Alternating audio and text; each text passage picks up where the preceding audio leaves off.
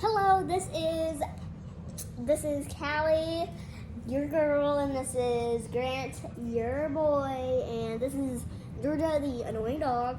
She's a girl. She is Block 5, and she is almost 9 months old. This is Georgia. No. This is. I'm trying to read here, Dirty. This is Day of the Iguana by Henry Winkler and Lynn Oliver, also by Hank Zipzer. Georgia. Chapter 1. I have great news, I said. Charlie the Clown has diarrhea. My best friend, Tricky Townsend, looked at me like my brain had just flopped out of my head and turned into mashed potatoes.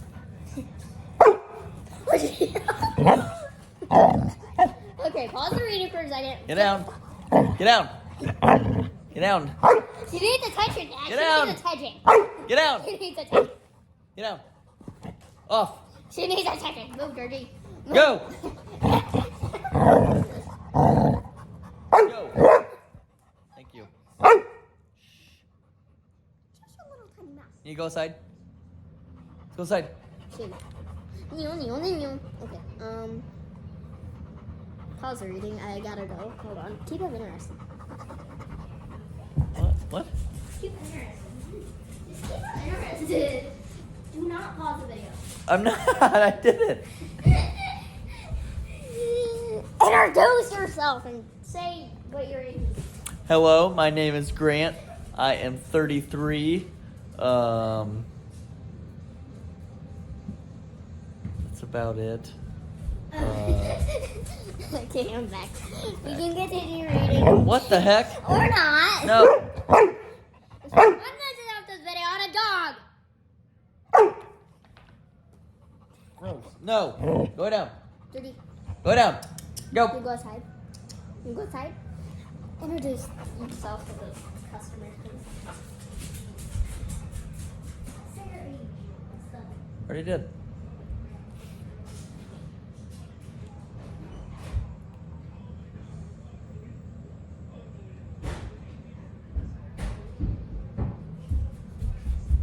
Did you introduce yourself? Still here.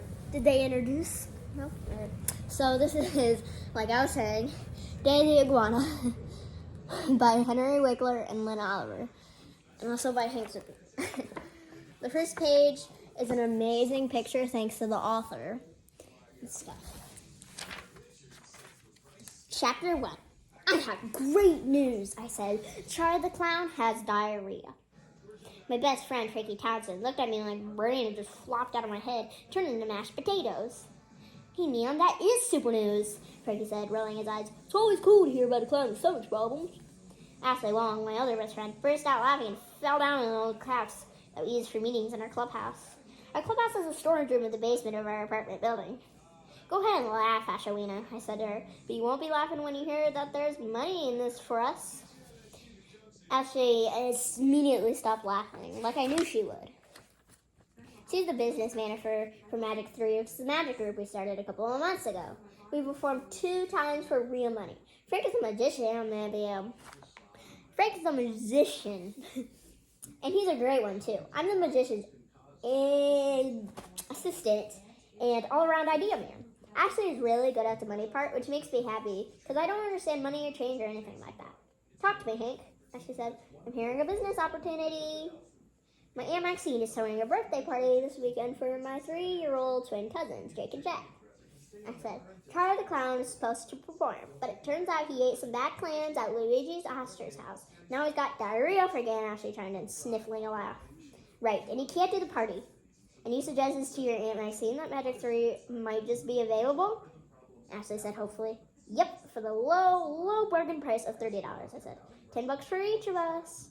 Hey, Zipzer, you're a total genius, Ashley shouted, slapping me a major high five. What did your aunt say? Did you go for it? Like guppies go for fish food. I said, Zuguani, Frankie said, which is a magic word he made up when he was in July last summer. Charlie the Clown is out and Magic 3 is in. We jumped up to do a victory dance, but before we could so much as wiggle our butts, Robert Upchurch appeared at our clubhouse door.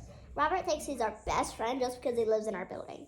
We keep trying to tell him he's not, but nothing we say will convince him of that. Even though he's only in 3rd grade and we're all in 4th grade, he still sticks us like peanut butter sticks your braces. A word of advice, Robert chimed in without being asked. 3-year-olds are a tough audience. One annoying thing about Robert is that he offers information even when no one asks for it. Another annoying thing about Robert is that his information is almost always right. I repeated that sentence twice. That's really hard to stomach. Guys, Little Man does have a point, Frankie whispered us.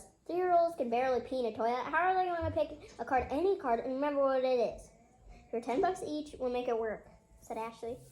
We have something else we have to make work, I pointed out. My aunt and uncle live all the way out on Long Island, and my parents are planning on spending the night. Do you think your parents will let you go? Mine will, Rob said. No problem here. Robert, the name of the group is Magic 3, not Magic 4, Ashley pointed out. That's 3, Hank, Ashley, and me, Hank added. Robert looked at us with his sad little puppy dog eyes and on a sad little skinny face. Guys, you wouldn't go without me, would you? You're my best friends. No, we're not, Robert. What are you going to do? Leave me here all weekend? Yes, we said. You can't go without me, Robert said.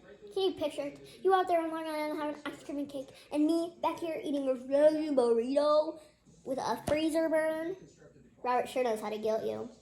You don't even have to pay me anything. All this is for free. Actually, you have to pay us, Ashley said. It's a deal, said Robert. 75 cents a piece. $1, said Ashley. Told you she's great with money matters. Give me a break, Ashley, said Robert. I only get a 3rd grade allowance, and $1 is 7/8 of it. Ashley glanced over at me to say what we should do. I couldn't decide. We would definitely have more fun if we let Robert behind in New York. But he really wanted to go, and we're not cold-hearted kids. At least not totally. This is chapter 2 now. 10 excuses we could give Robert for why I can't come on the trip. These are pretty funny. 1. Long Island is at the beach, and it's very windy. Robert could get picked up by the wind and blown out to the sea. Okay, it doesn't happen often, but it could. 2. A flock of seagulls could mistake Robert for a large rodent and swoop down, carry him off to their nests. Okay, it doesn't happen often again, but it happens. 3. Robert is walking, talking of facts. My Aunt Maxine gets a rash if she has too many facts. 4. My Uncle Gary gets a rash if my Aunt Maxine gets a rash. 5.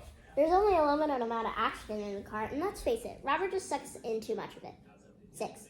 Robert is so skinny you could slip through a crack in the seat, and we could lose him and never know it.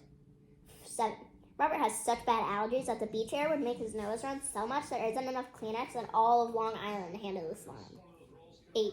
The twins are having an ice cream birthday cake, and Robert himself had told me many times, way too many times, that ice cream gives them mucus buildup. 9. You have to sit next to my weird younger sister Emily in the backseat of the minivan. Wait a minute, Hank Zipzer, look what you just came up with. Robert would have to sit next to my sister Emily in the car. That means I wouldn't have to sit next to her. Robert, my man, good news, you're invited to a birthday party. Chapter 3, last chapter. When I pointed out to Frankie and Ashley that they wouldn't have to sit next to Emily either, they agreed to let Robert come along. No one wants to get stuck next to my younger sister for 2 hours in a backseat. It's not like she smells bad or anything, it's just that she talks all the time about weird stuff. The matting habits of iguanas is a favorite topic of hers. Okay, Robert, you can film, I said. These words did not pop easily out of my mouth. Robert jumped up and shook his bony butt in a victory dance, which is something I hope you never have to see. I told my aunt and let her know tomorrow if we can do the show, I said. So check in with your parents to see if Saturday and Sunday are okay. Wait, Frankie said. Zip, didn't you mean to say the party is this Saturday? Yeah, is there a problem? Not a problem, said Frankie. A tragedy. What's wrong? I didn't like the look on Frankie's face. This Saturday is the Monster Movie Marathon on Channel 46, he said. All monsters all the time. These twins are how old? 3. That's bad. We all remember this 3-year-old birthday party drill, right?